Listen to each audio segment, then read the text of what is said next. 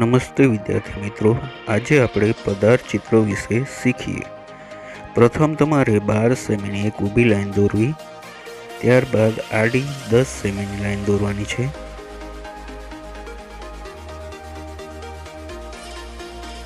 હવે એક એક સેમીના પોઈન્ટ કરવાના છે ચિત્રમાં બતાવ્યા મુજબ।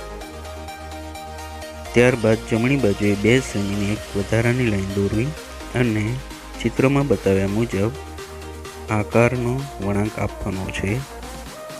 નીચે 3 સેમીનો પોઈન્ટ કરવો અને ત્યાંથી એક ત્રાંસી લાઈન દોરવી। નીચે ફરી પાછો 1 સેમી અને 1.5 સેમીના પોઈન્ટ કરવાના છે। હવે ચિત્રમાં બતાવ્યા મુજબ તમારે ત્રાંસી લાઈન દોરવાની છે।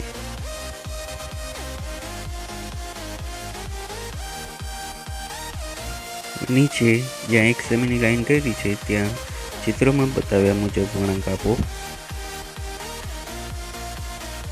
હવે ઉપરની બાજુએ જ્યાં આપણે વળાંકવાળી લાઈન કરી છે ત્યાં તમારે બીજી એક લાઈન એ જ પ્રમાણે વળાંકવાળી ડબલ લાઈન કરવાની છે।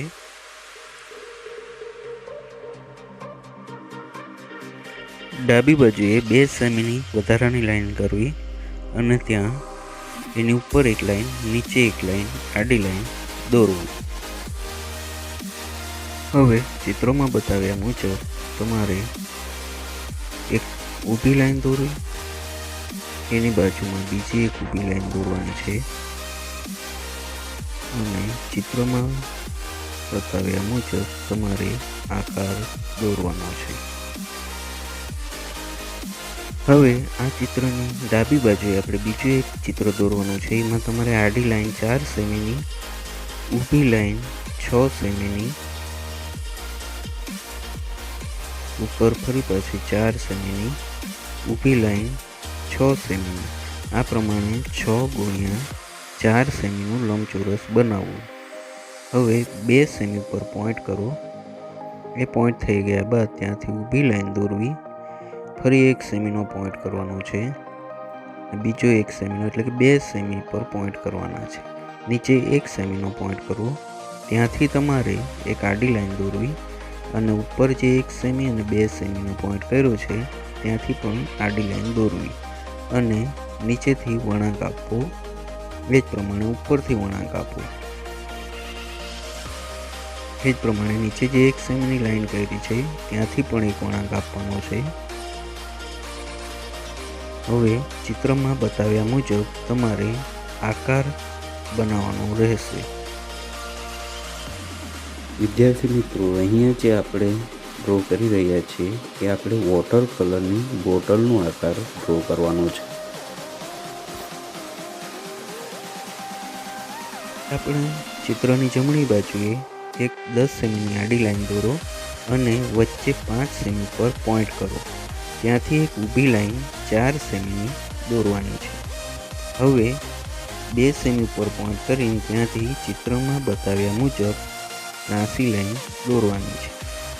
હવે બાકીનું ચિત્ર તમારે ચિત્રમાં જોઈને એ મુજબ લાઈનો દોરીને આકાર બનાવવાનો રહેશે।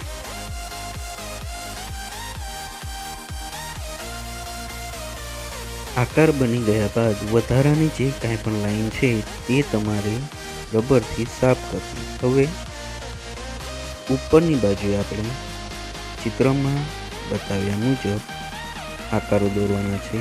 પ્રથમ 2 આકારો આપણે બ્રશના એટલે કે પીંછીના દોરવાના છે અને જમણી બાજુએ 2 આકારો આપણે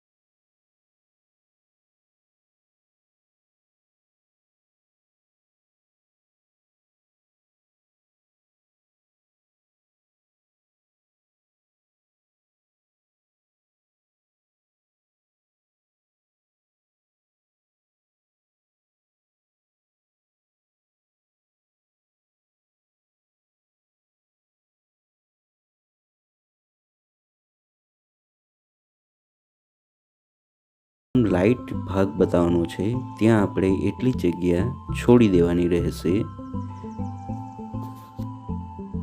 એ જ પ્રમાણે પેન્સિલમાં પણ આપણે શેડિંગ કરવાનું છે. બોર્ડર પાસે પેન્સિલની જે બોર્ડર લાઈન છે, આઉટલાઈન, ત્યાં આપણે થોડું ડાર્ક ઇફેક્ટ આપવાની છે અને વચ્ચેના ભાગે લાઇટ ઇફેક્ટ આપવાની છે. એટલે જ્યાં આપણે વચ્ચે બીજી ડબલ લાઈન ડ્રો કરી છે એ લાઈનને અડીને તમારે ડાર્ક ઇફેક્ટ આપવાની રહેશે. તો આ પ્રમાણે પેન્સિલનું શેડિંગ કરવાનું છે.